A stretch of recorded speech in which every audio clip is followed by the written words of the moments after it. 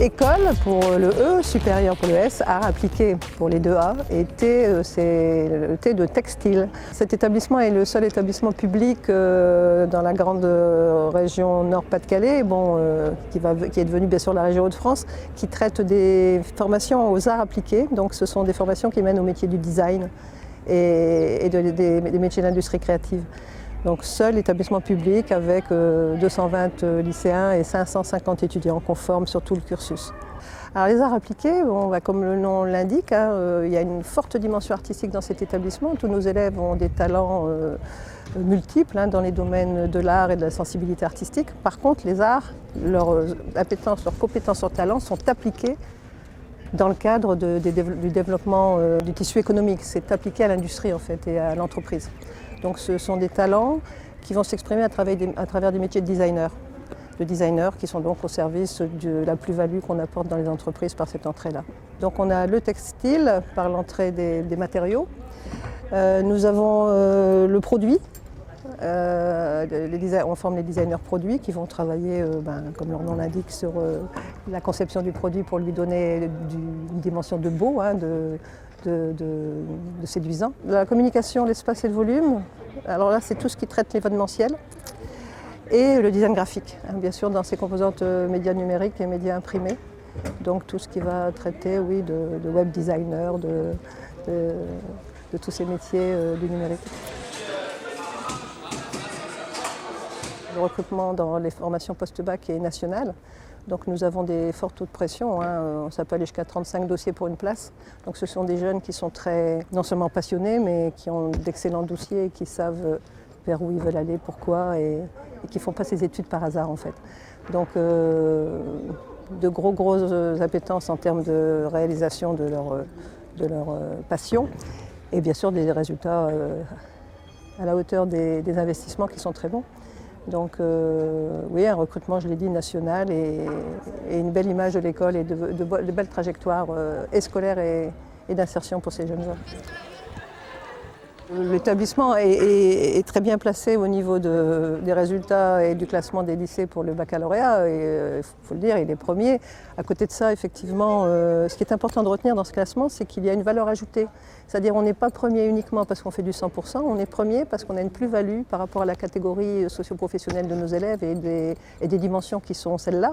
Parce que les élèves sont passionnés, sont motivés, mais ils ne sont pas tous forcément accompagnés de façon maximale par une famille ultra motivée elle aussi et ultra capable de financer des enseignements complémentaires ou des adhésions à des clubs. Parce que quand on est artiste aussi, on doit développer des compétences à travers des talents, que ce soit ceux de musiciens ou de... Donc c'est vrai que c'est cette valeur ajoutée qui est importante. On a une valeur ajoutée qui fait que même avec nos 100%, on est classé premier parce qu'effectivement, on a des publics qui ne sont pas tous des publics favorisés. On a près de 50% de boursiers en pré-bac.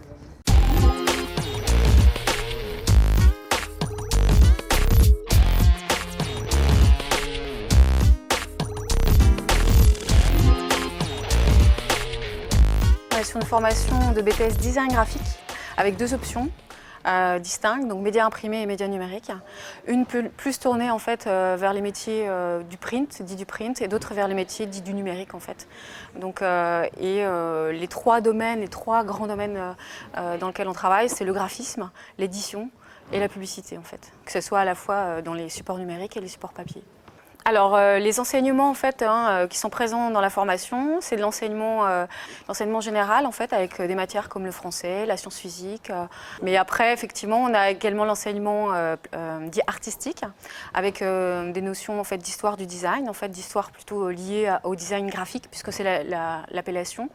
On a également de l'enseignement des pratiques plastiques, du dessin analytique. Alors ça c'est pour la partie artistique. Et puis on a également l'enseignement professionnel.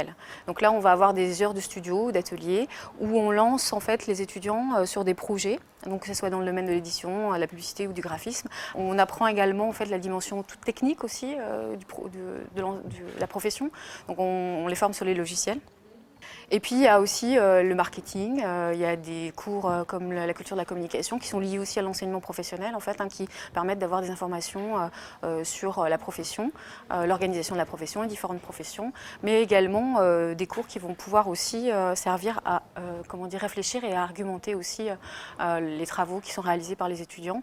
Où on a des cours par exemple de sémiologie, on étudie effectivement la connotation comment dire, de la typographie, qu'elle peut connoter selon les choix. Étudier donc les couleurs, leurs connotations, les formes, qu'est-ce qu'elles véhiculent, qu'est-ce qu'elles symbolisent. Donc effectivement, c'est un petit peu aussi cette dimension-là qui est abordée dans l'enseignement dit professionnel, avec une matière notamment qui s'appelle culture de la communication.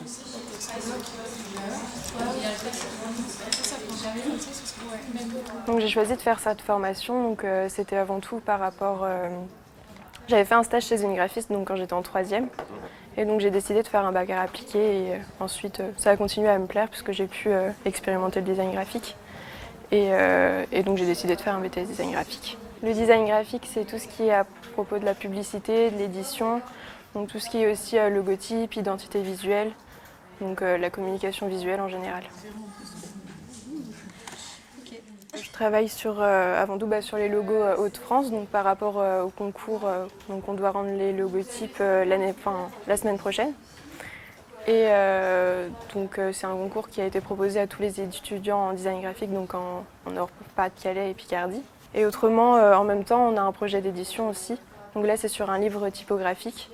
Et donc on a différents typographes, on doit faire des recherches sur chacun d'entre eux et proposer une collection de livres. Je pense qu'il faut quand même être créatif et imaginatif en général à la base. Et ensuite, on nous apprend vraiment à le faire de manière à ce que ce soit compréhensible par tous. Mais on a chacun notre touche personnelle. Quand même, c'est plus apprendre à utiliser le logiciel qu'on peut vraiment pas faire tout seul et avoir un avis aussi extérieur avec les professeurs.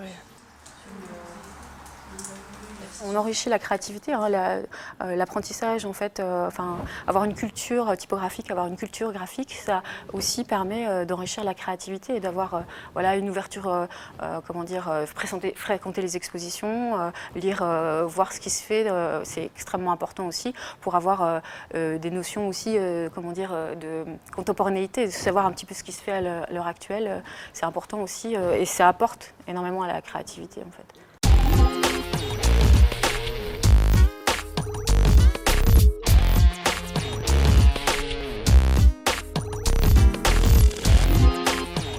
C'est une formation qui prépare au métier de designer textile, c'est-à-dire qu'on a une pratique assez large qui permet de travailler à la fois le matériau dans sa structure et à la fois tout ce qui va ensuite pouvoir être appliqué sur le textile, donc également le motif.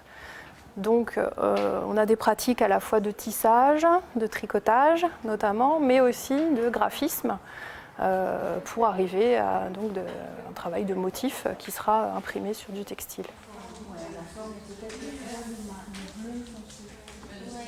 Aujourd'hui, on travaille effectivement sur un projet qui vise une application très précise, puisqu'ils ont une demande qui est de type, on va dire, professionnel. Le contexte, on leur a donné une marque de prêt-à-porter pour enfants et on leur demande de concevoir du motif pour du pyjama enfant. On les accompagne évidemment au niveau de la méthode sur les différentes étapes de travail, même si petit à petit ils gagnent en autonomie. Là on est en fin d'année donc ils sont de plus en plus autonomes. On leur demande de travailler quand même de la manière la plus ouverte possible au départ pour petit à petit réussir à coller avec les conditions qu'on attend dans le domaine professionnel, c'est-à-dire que le projet se terminera, même s'il a été commencé à la main, il va se terminer par un traitement sur infographie pour pouvoir se mettre dans la situation du professionnel qui ensuite devra passer par, évidemment, se soumettre à toutes les contraintes liées aux contraintes d'impression et de production en série. J'ai choisi de faire ce BTS pour la diversité des choses qu'on peut apprendre ici. On a du tissage, de la maille, on fait de la création de motifs. En fait, on touche à pas mal de choses. Moi, je suis plus intéressée par le tissage, tout ce qui est vraiment de la matière Et le tricot, voilà. Après le dessin, j'aime bien aussi, mais par rapport à certains élèves qui sont plus sur l'ordinateur, moi je préfère créer avec les mains. Alors j'ai choisi de faire ce BTS parce que j'avais besoin, on va dire, d'un bagage culturel puisque je veux continuer et développer mes études après pour aller donc dans un DMA. Donc c'est un diplôme des métiers d'art pour me spécialiser dans un métier un peu plus artisanal. Et du coup j'ai choisi ce BTS parce que c'était celui qui offrait le plus, on va dire, d'expérimentation sur la matière et qui offrait plein d'options comme le tissage, l'adomblissement textile ou la broderie qui me paraissait très intéressante à développer.